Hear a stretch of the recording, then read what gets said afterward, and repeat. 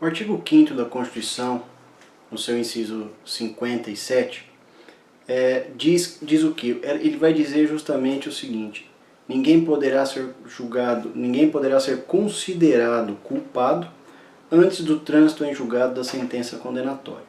Não sei se vocês acompanharam, vocês devem ter acompanhado, nós que somos da área do direito já estamos operando, os advogados que estão iniciando, os recém-formados e aqueles que estão prestando concurso, o julgamento do HC do Lula, que ficou aí, mobilizou todo o Brasil. Inclusive as pessoas acompanharam o julgamento e etc. Vale a pena, desde já falo para vocês, que vale a pena ler voto a voto, principalmente aqueles que estão prestando concurso e aqueles que estão iniciando a carreira. Por quê? Porque cada voto de cada ministro, inclusive o dissidente, ou seja, o voto vencido, é uma aula de direito constitucional e de direitos humanos e direito internacional. Então é importante que todos leiam, porque pode ser para o operador de direito importante, para o seu dia a dia, fundamentar algum recurso, algum HC, alguma apelação ou até mesmo uma peça durante o ato, o processo em si, como também daquele que está prestando concurso. E com base nisso, eu venho falar um pouquinho para vocês o seguinte: o artigo 57 então diz que o artigo 5º, inciso 57, vai trazer a presunção de inocência. Basicamente, o que a gente viu naquele dia do julgamento do HC é a relativização ou não, e até que ponto a presunção de inocência, ou que vale a presunção de inocência para alguém que é condenado.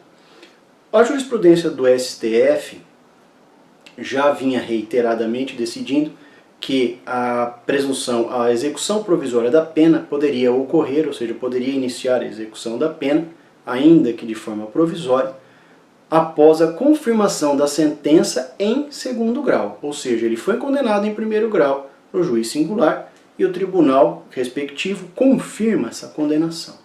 Isso se manteve na decisão do HC do caso Lula, né? E aí eu pergunto para vocês, isso é uma questão muito interessante, sobre qual é a correlação que isso existe com o Estatuto da Criança e Adolescente e com os recursos previstos no Estatuto da Criança e Adolescente. Ora, o artigo 198 do ECA, ele vai trazer, primeiramente, que todos os recursos aplicados ao Estatuto da Criança e Adolescente, inclusive aqueles adolescentes que estão em medida socioeducativa, portanto, cumprindo medida socioeducativa, aplica-se a eles os recursos que estão previstos no Código de Processo Civil. Esse é um primeiro ponto. Com algumas peculiaridades, que eu vou falar algumas delas aqui, vou citar para vocês aqui embaixo, ou lá em cima, depende de onde vem o artigo na íntegra para vocês. Mas, em regra, dispensa preparo. Isso é bom saber. Segundo, dispensa revisor. Terceiro, tem prioridade o recurso na área da infância e juventude. Quarto, a apelação e o agravo de instrumentos cabem em 5 dias o juízo de retratação. Essas são algumas exceções que estão previstas no artigo 198. Pois bem, quando o artigo remete ao Código de Processo Civil, a gente tem que olhar lá os artigos 995 do CPC, basicamente, e o 1012, que fala da apelação. O 995 vai falar, que eu também vou colocar aqui para vocês, o 995 vai falar basicamente que os recursos no Código de Processo Civil não possuem, em regra, efeito suspensivo. O que é o efeito suspensivo? Basicamente, efeito suspensivo é aquele que impede de imediato a execução da sentença ou dos seus efeitos.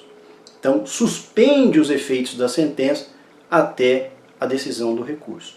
Muito bem. Só que o artigo 1012 traz que, com algumas exceções, que vão ser colocadas aqui para vocês aqui embaixo, o 1012 traz que a apelação possui, em regra, o efeito suspensivo. Ora, se nós tínhamos então uma jurisprudência até então de que o adolescente condenado na sentença de primeiro grau já começa a cumprir a sua medida socioeducativa, ainda que interponha recurso, esta análise agora tem que ser revista por alguns motivos. Primeiro, como eu disse, porque aplica-se a ele o Código de Processo Civil. Segundo, porque o Código de Processo Civil é claro ao dizer que a apelação tem, em regra, efeito suspensivo. Então, remete-se isso à infância, remete-se isso ao ato infracional, sentença de ato infracional, remete-se a isso, a execução da medida socioeducativa.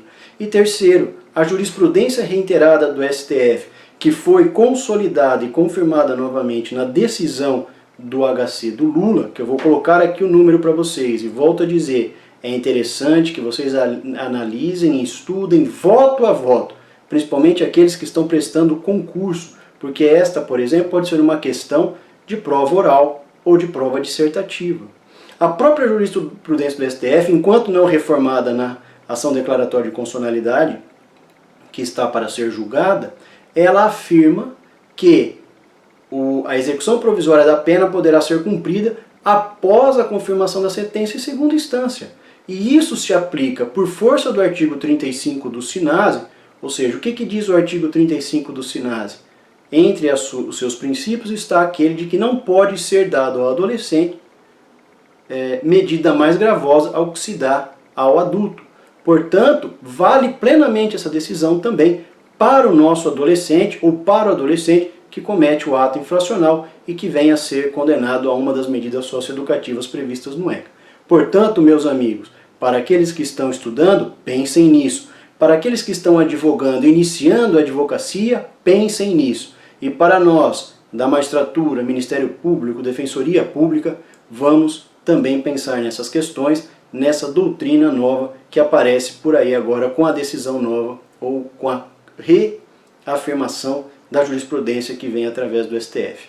É isso que eu tenho para falar para vocês. Muito obrigado mais uma vez e me sigam no YouTube, no Facebook, se inscrevam no Facebook e também agora no Instagram. Pessoal, um grande abraço para vocês, bom estudo e bom trabalho. Abraço!